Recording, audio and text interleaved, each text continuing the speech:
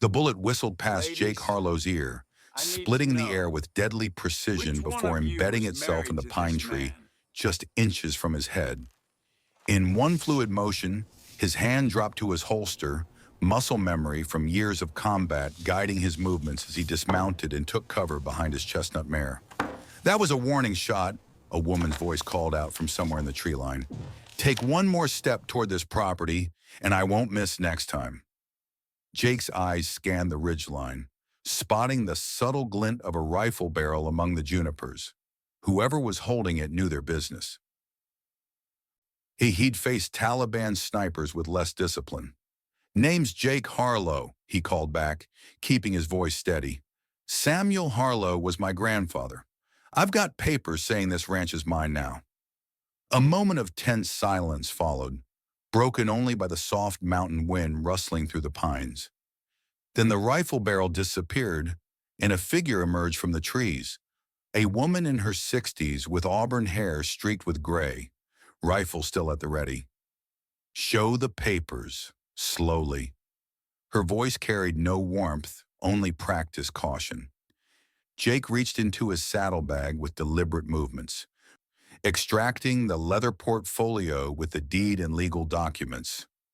The woman approached, keeping the rifle trained on him until she'd snatched the papers with her free hand. After a moment of inspection, she nodded once and lowered her weapon slightly. "Follow me," she said, turning toward the ranch house visible in the distance. "There are others waiting." The sight that greeted Jake Harlow as he crested the final hill would haunt him for years to come. 7 women stood in formation on the wide porch of his grandfather's ranch house. Different ages, different builds, but all with the same weathered determination in their eyes. And more disturbing, each holding an identical photograph. His photograph, not a casual snapshot, but a professional surveillance image taken in Denver just 3 months ago. The oldest woman, silver-haired with proud posture that defied her 70-plus years, stepped forward as Jake dismounted. "You're 20 years late, Jake Harlow," she said, her voice carrying across the yard. "We thought you might never come at all." Jake approached slowly, the creak of his boots against the hard-packed earth, the only sound in the eerie tableau. "Ma'am, I think there's been some kind of mistake. I only learned about this ranch 3 weeks ago when my grandfather passed." "No mistake," said the woman with the rifle who'd escorted him in. She studied his face with narrowed eyes, comparing it to the photograph in her hand. "Same jaw, same eyes. It's him all right, Eleanor. Samuel's surveillance man got it perfect." The silver-haired woman, Eleanor, nodded.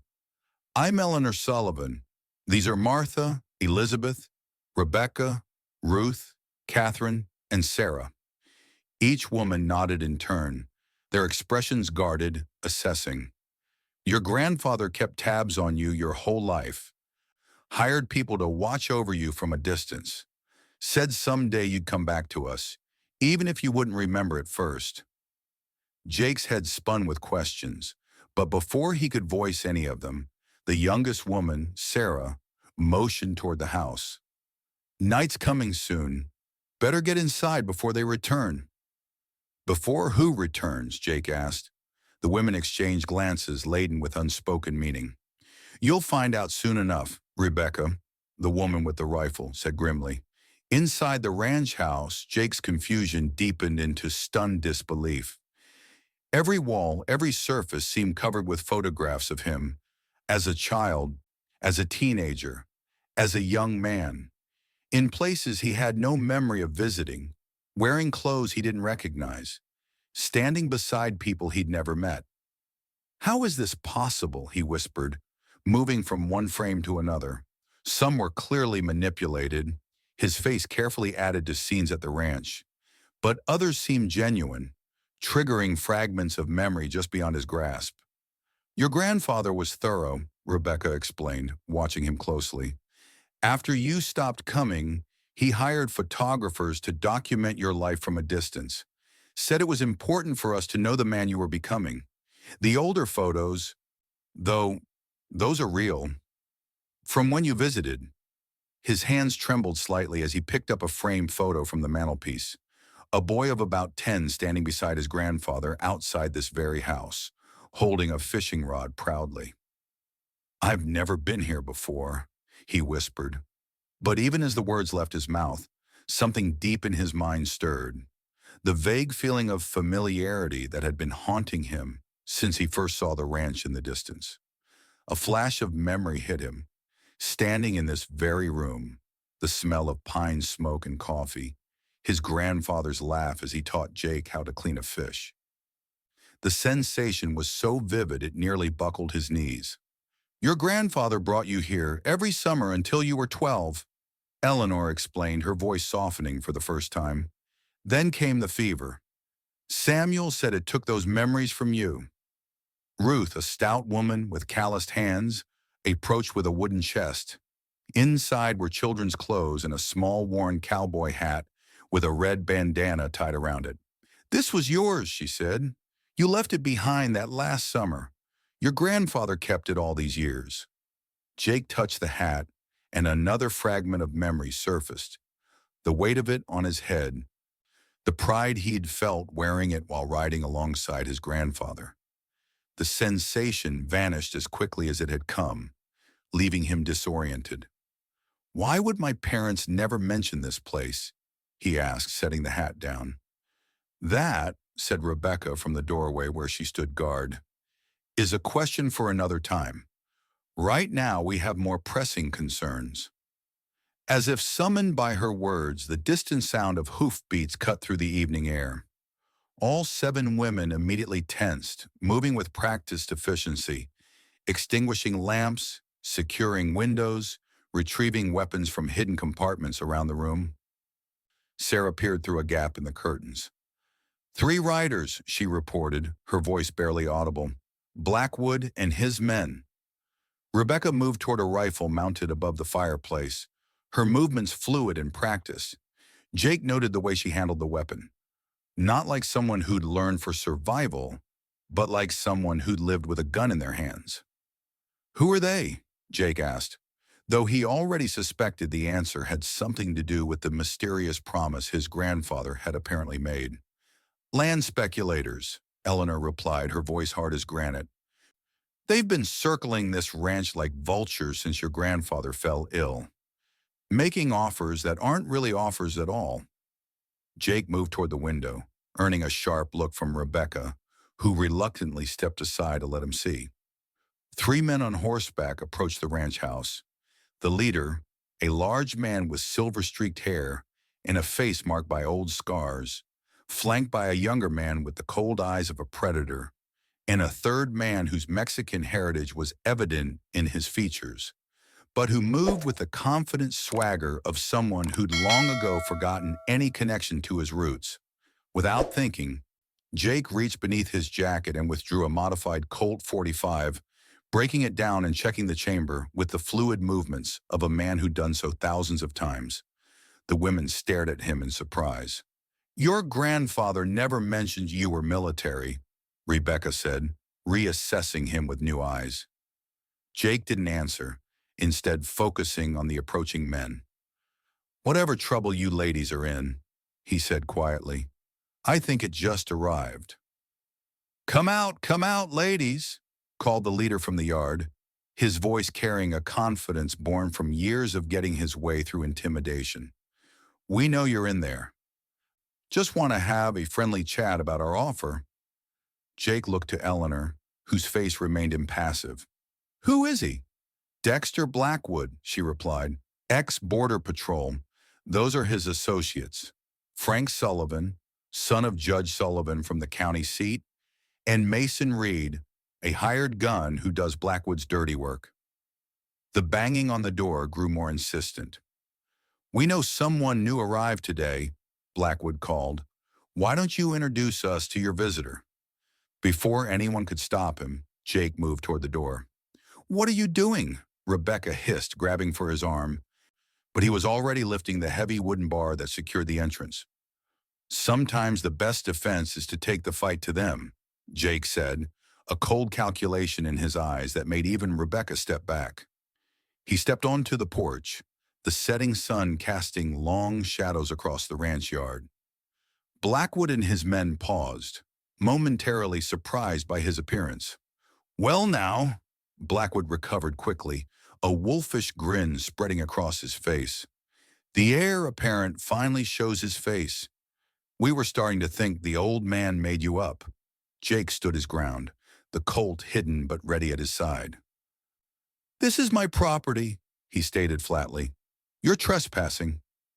Frank Sullivan laughed, a harsh sound devoid of humor. "Your property? Boy, you don't know the first thing about what you've inherited here, or what it's going to cost you to keep it." From inside the house came the sound of furniture being overturned, and Jake realized the third man, Mason, had circled around and broken in through a back window. The sounds of struggle were followed by Mason's triumphant voice. "Found it, boss. Hidden under the floorboards, just like our source said." Blackwood's smile widened as Mason emerged, clutching a leather satchel. "Now we're getting somewhere," he said, his hand moving casually toward his gun. "Step aside, son. This is between us and the ladies." Jake didn't move. His military training had taught him to recognize critical moments. The instant before a firefight erupted, the heartbeat before a prisoner broke during interrogation, the silent signal between allies before an ambush. This was one of those moments. "Whatever's in that bag," Jake said evenly, "doesn't leave this ranch."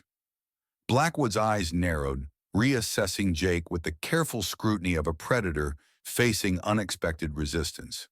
"You're awful protective of women you just met," he said. "Maybe you should see what's in these papers before you decide whose side you're on." He opened the satchel and withdrew a stack of documents, thumbing through them with evident satisfaction. Deeds, transfer papers, contracts signed but never filed with the county. He looked directly at Jake. "Your grandfather was trying to give this land to 7 women with no legal claim to anything. Now why do you suppose he'd do that?" Jake remained silent, feeling the weight of 7 sets of eyes on his back. "I'll tell you why," Blackwood continued, warming to his subject. "Because these women provided certain services to an old, lonely man." The innuendo in his voice was unmistakable. Services that some might consider unusual arrangements. Rebecca stepped onto the porch, rifle in hand. "Watch your filthy mouth, Blackwood," she warned, her finger hovering near the trigger. Blackwood remained unperturbed. "1 rifle against 3 guns, and you're standing on a porch with nowhere to run." He tucked the papers into his coat. "We're here to make an offer that benefits everyone. We take the ranch, file the proper paperwork, and you ladies get enough money to start new lives somewhere else." "And if we refuse?" Eleanor asked, joining them on the porch. Blackwood's smile faded, replaced by cold calculation. "Then we file these papers with the territorial court, along with some other interesting documents that raise questions about what happened to 7 husbands who all disappeared around the same time." The color drained from Eleanor's face, and Jake felt the tension behind him shift from defiance to fear. "3 days," Blackwood said, mounting his horse with casual confidence. "3 days to decide whether you want our money and a fresh start, or whether you want to explain to a judge and jury how 7 married women all became widows in the same month." As the 3 men rode away into the gathering darkness, Jake turned to face 7 women whose expressions now held equal measures of fear and defiance. The silence stretched between them, heavy with unspoken secrets. "7 husbands," Jake finally said, his voice quiet but firm, "all disappeared in the same month. That's not a coincidence." Eleanor sank heavily into a rocking chair, suddenly looking every one of her years. "Your grandfather saved us," she said simply. "All of us. From men who should have protected us but chose to hurt us instead." One by one, the women shared their stories, tales of systematic abuse, of justice denied, of a society that looked the other way, while men with power and position tormented their wives without consequence. Rebecca rolled up her sleeves, revealing a network of scars that told their own story. My husband was the county sheriff, she said, her voice flat. He liked to put his service revolver to my head and pull the trigger. Russian roulette, he called it. Said it kept me obedient. Martha showed Jake a jagged scar that ran from her shoulder to her elbow. Belt buckle, she explained. He broke 3 of my ribs, too. Said a wife was property to be used however a man saw fit. Sarah, the youngest at 42, could barely meet Jake's eyes as she spoke. Mine sold me to other men when he needed gambling money. Said that's what pretty young wives were for. Each story was worse than the last. Broken bones, burns, near drownings, all inflicted by men who wore respectable faces in public while becoming monsters behind closed doors. Your grandfather offered us a choice, Eleanor continued after each woman had spoken. He said there was a way to be free, but it would require courage and the willingness to leave our old lives completely behind. What kind of choice? Jake asked, though he was beginning to understand. The choice to disappear, Rebecca answered, meeting his eyes without flinching. To let the world think we were dead along with our husbands, so we could start over where no one would look for us. The mine collapsed, Sarah added softly. It wasn't really an accident. Your grandfather knew it was unstable. He just made sure it collapsed at the right time, with the right people inside. Jake felt the ground shift beneath him as he grasped what they were telling him. His grandfather, the kind, gentle man he remembered, had orchestrated the deaths of 7 men, had helped 7 abused women vanish and start new lives under his protection. And Blackwood and his men know the truth, Jake said, the pieces falling into place. That's why they want the ranch. They're using what they know to force you off the land. Eleanor nodded sadly. Samuel kept them quiet while he was alive. They feared him, not just his reputation, but what he might do if pushed too far. But with him gone, they see an opportunity, Jake finished for her. Rebecca studied him intently.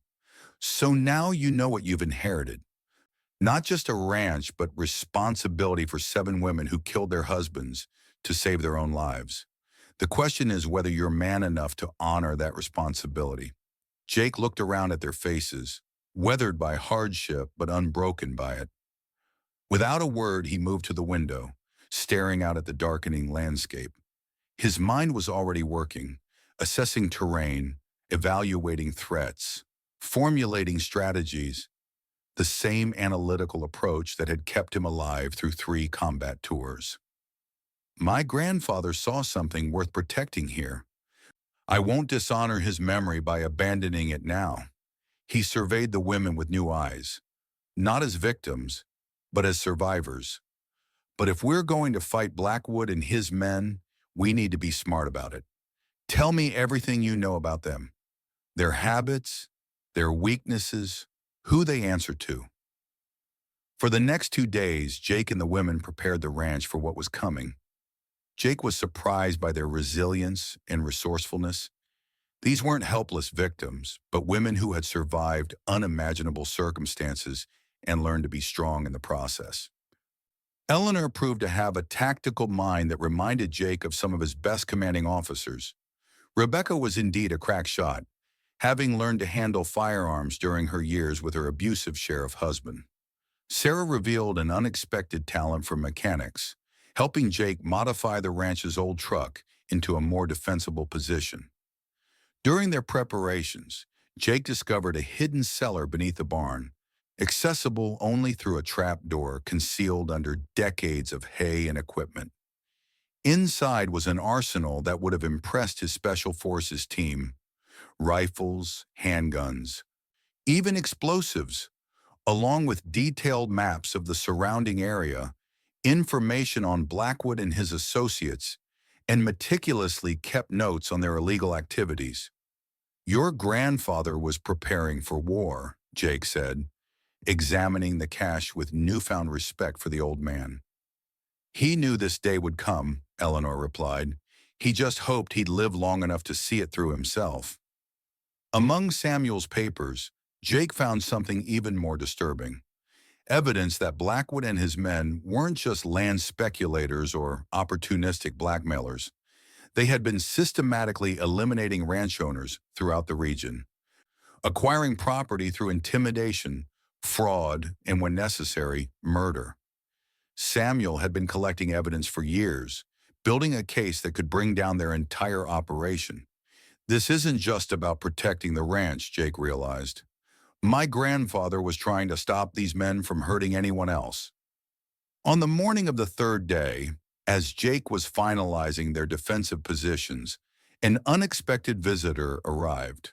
A weathered Hispanic man in a sheriff's uniform who introduced himself as Ray Martinez.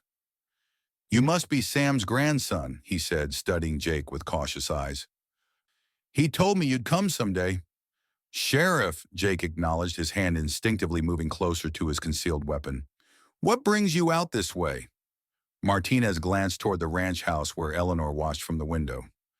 "Sam Harlow saved my life in Vietnam, pulled me out of a rice paddy when the rest of our unit had me written off for dead."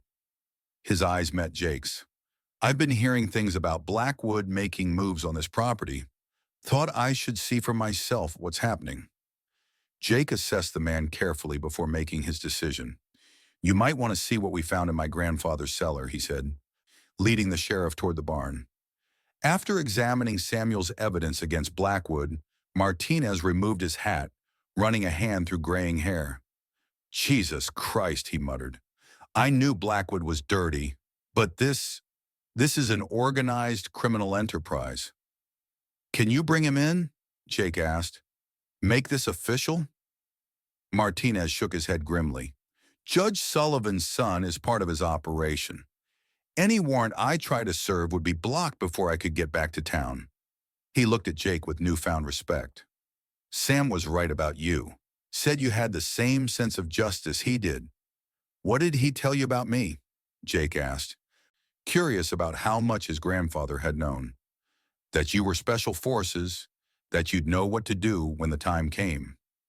Martinez replaced his hat. "I can't help you officially, but I won't be looking too closely at this ranch for the next couple of days. Whatever happens here, well, sometimes justice finds its own path." As the sheriff departed, Jake watched him go with mixed emotions. One more piece of the puzzle that was his grandfather's life had fallen into place, but it left him with even more questions about the man he thought he'd known. When Blackwood and his men returned that evening, they brought 2 additional gunmen, clearly expecting resistance after their last encounter. They approached the silent ranch house with weapons drawn, confident in their superior numbers and firepower. What they didn't know was that Jake had spent the last 2 days transforming the property into a carefully planned battlefield, using every trick he'd learned in Afghanistan and Iraq. As Blackwood dismounted, calling out his ultimatum to the apparently empty house, Jake watched from his concealed position near the barn. When all 5 men had moved into the central yard, he triggered the first trap, a controlled explosion that collapsed the corral fence, blocking their easiest escape route and sending their horses fleeing in panic. In the confusion that followed, the night erupted into chaos. Rebecca's rifle cracked from her position in the hayloft, taking down one of the hired guns with clinical precision. Martha and Catherine had rigged the well pump with pressurized fuel, creating a makeshift flamethrower that sent another gunman scrambling for cover, right into the path of Eleanor's shotgun blast. Jake moved through the shadows like the ghost his military unit had nicknamed him, appearing and disappearing, striking with brutal efficiency before melting away. Years of combat had taught him that superior numbers meant nothing against properly prepared defenders who knew their terrain.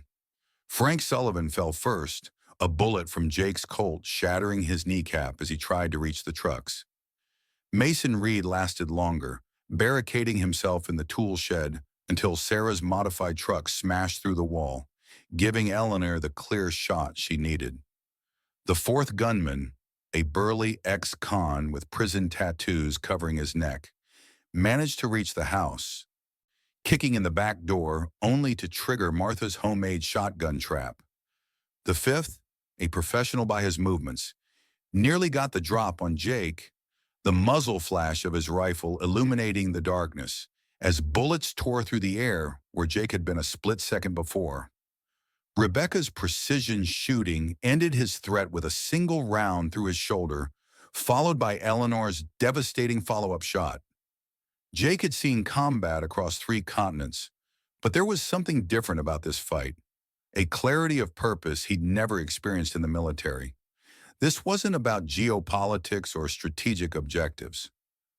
This was about protecting people who had been failed by every system meant to keep them safe.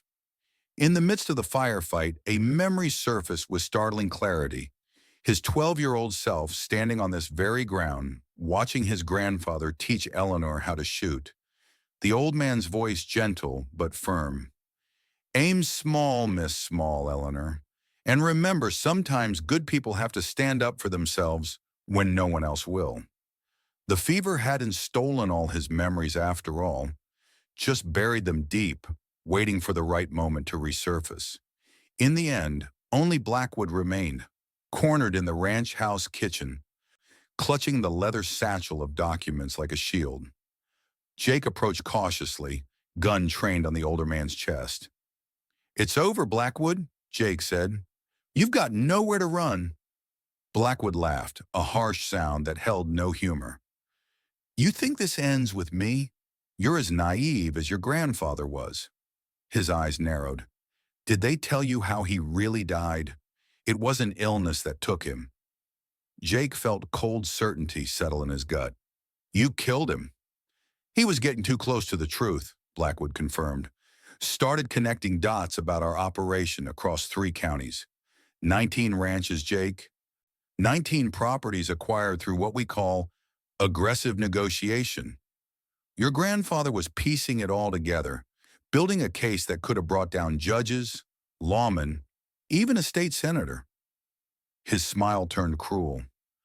"So I paid him a visit, made it look natural. Old men die all the time." Jake's finger tightened on the trigger, rage building inside him. "You're not walking away from this?" "Your grandfather thought he could play hero too," Blackwood said, his hand inching toward his jacket. "Didn't work out for him. Won't work out for you either. You've got nothing but the word of 7 murderers against a respected businessman." With surprising speed for a man his age, Blackwood drew a hidden derringer from his sleeve. Jake fired first, but not before Blackwood's bullet grazed his shoulder, sending searing pain down his arm. As Jake struggled to maintain his aim, Blackwood raised his weapon for a killing shot, only to jerk backward as a rifle report echoed through the room. Eleanor stood in the doorway, Rebecca's rifle smoking in her hands, her eyes cold and steady. "Samuel said we had to protect you," she said as Blackwood collapsed. "Just as you would protect us. Family doesn't abandon family." Dawn broke over the mountains, painting the ranch in soft gold as Sheriff Martinez surveyed the aftermath. 5 bodies were laid out in the barn, covered with sheets. Jake sat on the porch steps, his wounded shoulder bandaged by Martha's skilled hands, as Martinez examined the evidence from Samuel's cellar. "This is enough to bring down half the power brokers in the county," Martinez said, shaking his head in amazement. "Your grandfather was building a RICO case without even knowing what RICO was." "What happens now?" Jake asked. "Officially? Self-defense against armed intruders. The investigation will show that Blackwood and his men were behind a dozen unsolved disappearances across 3 counties." Martinez looked toward the house where the 7 women were gathered. "As for them, their secret stays buried.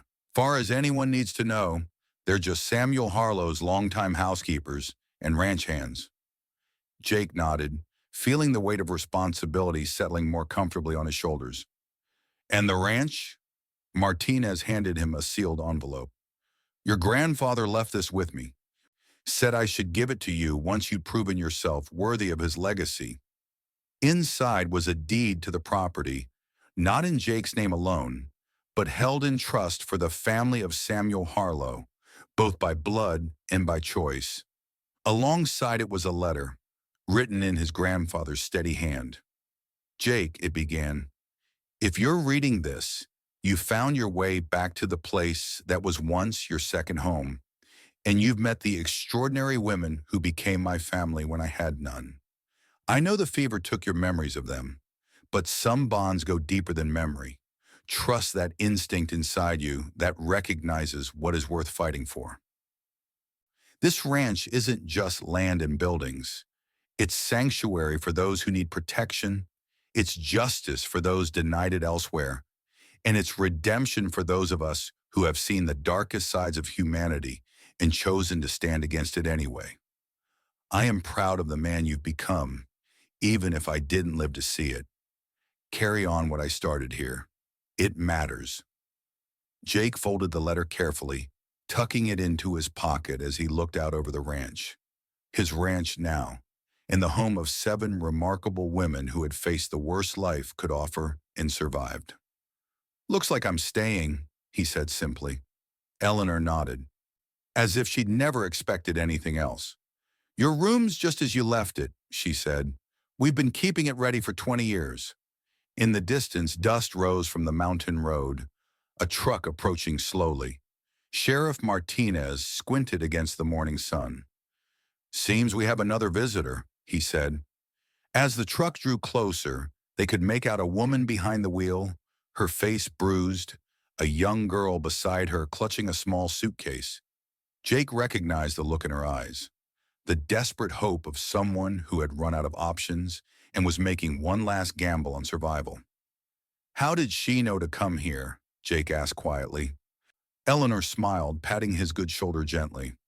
"Word travels among those who need sanctuary. Your grandfather made sure of that." She straightened, squaring her shoulders as she had done countless times before. "Redemption Ranch has always welcomed those who need a fresh start." Jake watched as the 7 women moved as one to greet the newcomers, his grandfather's words echoing in his mind. Some bonds go deeper than memory. Some responsibilities transcend legal documents and blood relations. Some legacies are meant to be continued, not merely inherited. He stepped forward to join them, accepting both the burden and the honor of the unexpected inheritance that had changed his life forever. If you enjoyed this story of justice and redemption in the modern West, click the video on your screen now to watch another unforgettable tale where honor and vengeance collide in ways you never expected. Don't forget to subscribe and consider supporting us with a super chat to help us bring you more stories like these. Your support means everything.